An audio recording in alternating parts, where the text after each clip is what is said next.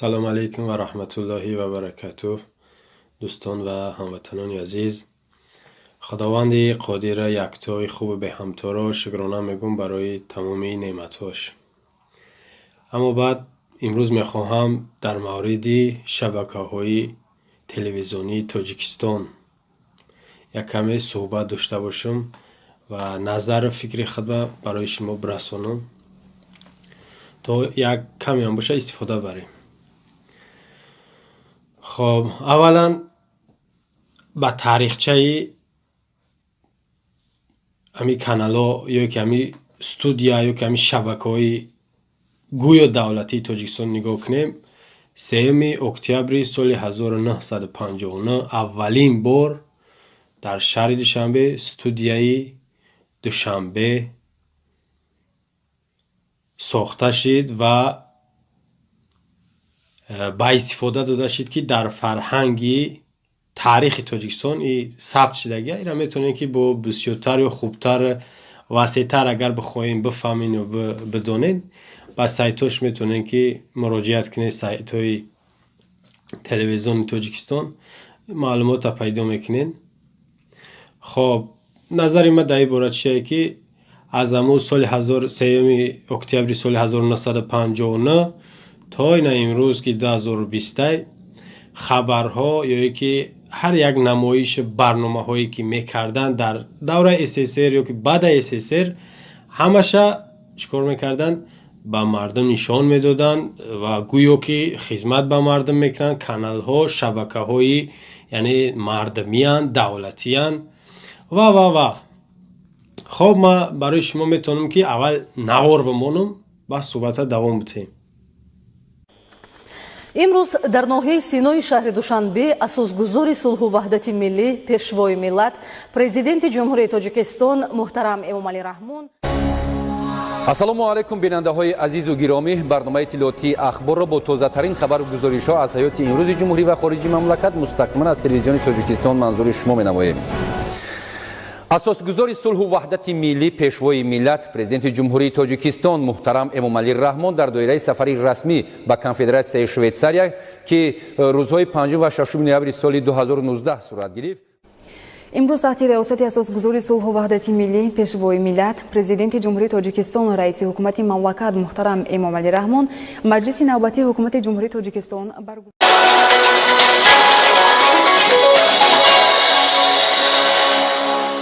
Добрый вечер, уважаемые телезрители. В эфире новости на канале таджикского телевидения, в студии Улугбек Салимбекзаде. И к основным новостям к этому часу. Сегодня основатель мира и национального единства, лидер нации, президент Республики Таджикистан, уважаемый Эмомалӣ Раҳмон, подписался. خب در این نوارو اینا دیدین که همین کدوم اخبارش نباشه. همین میمونیش اول بسم الله الرحمن الرحیم شون امروز اساسگزار صلح وحدت پیشوای ملت محترم امامعلی نمیدونم شیطان علی با روسیش هم سگونیا основатель мира лидер нация киллер нация هم خیلی رفتن میگیره. شما تصور کنید و بعدی معرفی کردن یا که شناختن شناسایی کردنش بود این باره با کامراها با همون رقص بازیش یا که با همون رفت آمده که هر طرفی نباشه میروه با نشان میتن با نامش هم میگیرن. نگاه کنید من یک خلاصه بروردم در همین شبکه هایی که گویا مردمی هستن 6 چیز جا داره. 6 چیز. یکمش تعریف رحمانوف شبکه هایی که اگر بگیم مشهورترین محبوبترین معروفترینشون شبکه یکم، دوم سفینه، سوم جهان نما، چهارم بهارستان و بعد اون طرف ورزش داره و صفا داره و دیگر داره. بغیر از این با شبکه های خصوصی هم داریم ما در تاجیکستان، در ولایت ها هسته، در بعضی شهرها هم هسته. نگاه کنید همین شبکه هایی که بسیارتر به تبلیغ تعریف رحمانوف میروند یکم همیه که تعریف تبلیغ رحمانوف هم میکنن که بسیار با ما میگیم که مردمیه بگذار که رئیس جمهور باشه یا که رئیس شهر یا که رئیس ناحیه هر جایی باشه 1 مینوت 2 مینوت نه بگذار 10 مینوت نشان میدن. اخبار 45 دقیقه در دستش یک سیوای نشانش میتن، راه خوک درفته نشانش میتن، خدیه که سلام میکنه یک جور آدم خیلی تماشا داره камера да нишон шудиса дар шабакаҳои бигем ки давлатӣ гӯё и ғайриимкона бигем ки қонунӣ ай ҳеҷ имкон надора ки ё ки ҳеҷ ҳаққа надора ки як нафара бигем ки таъриф карда ё ки тавсиф кардаву бигем ки ҳамонро дар шабакаҳо ба мардум нишон бидиҳанд. ин таблиғи як шахсае ки шуморо дар зеҳнотон меоранд, дар қалбатон маҳбубш бояд бигардонанд. як дуюмаш нигоҳ кунед, ин зарар дорад. Телевизор ҳам зарар дорад, ҳам фоида дорад. Телевизор бузургтарин таблиғ дар рӯи дунё ай. ҳамин телевизион худаш бузургтарин таблиғ дар рӯи дунё ай. барои нафаре ки барои баъдӣ боша ё ки барои корҳои бигем ки шахсиву хусуматҳои худшон боша, уно таблиғшонро ба воситаи ҳамин мебаранд ё ки баръакс касое ки хайрхоҳ, дилсӯза, ғамхора, некӣ ва хуби мардума бигем миллатшонро мехоҳанд, ҳамин телевизиона, ҳамин шабакаҳои бигем моҳворагӣ ай. Якум зарараш гуфтем дар мардуми Тоҷикистон ҳамин шабакаҳои чи телевизионӣ ҳамин таблиғи Раҳмонов ай. Дуюмаш рақсу бозӣ, ин зарари калон дорад. Шумо фаромӯш накунед ки мусалмонен ва қалбои шумо бояд тозаву пок боша. Музика, рақсу бозӣ ҳама ёд дар қалби инсон зарар дорад. ба ғайр аз ин рақсу бозӣ охир ҳамин дар ҷое ки як бигем ки баъзеш шояд баъзеш ҳамин бечора зиндагӣ зӯрш меорад, баъд ҳамин мебинӣ ки сароянда шида бо баъзеҳоро ба ҳамун бигем байдои бемаънию бефоидааш ҳамун мафтуну афсуншон мекунад, дар гирди худаш ҷамъшон мекунад. баъд аз ин рақсубозиш бо дорад ҷашнҳо. Дар ҳамин телевизор нишон метаҳад, шуморо фреб мекунад ки дар ин бора мо гап зем.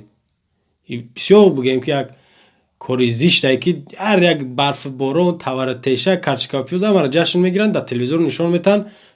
баъзеҳо шояд ки хирсанд шаванд ки Тоҷикистон пешравӣ кард. ин ҳам зарар дорад. сеюмаш ин нигоҳ кунед, зарари бигем ки дохилӣ буд. ба чизои дохилӣ шуморо фреб кардистанд. Раҳмонов ҳам ай дохилай ва гуфтем ки рақсу бозӣ, ҷашнҳои бемаънӣ ҳам ай дохили Тоҷикистон. бо дорем хабарҳои хориҷӣ.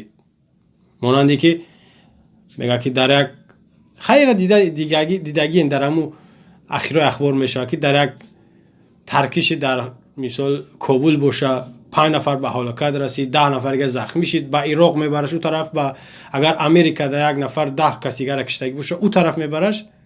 аммо аз интихоботҳо, ай митингҳо, эътирозҳо, айнаи сарсадоҳое ки дар гирди атрофмон мешавад, ки дар дигар ҷо мешавад, шумо да намегӯянд.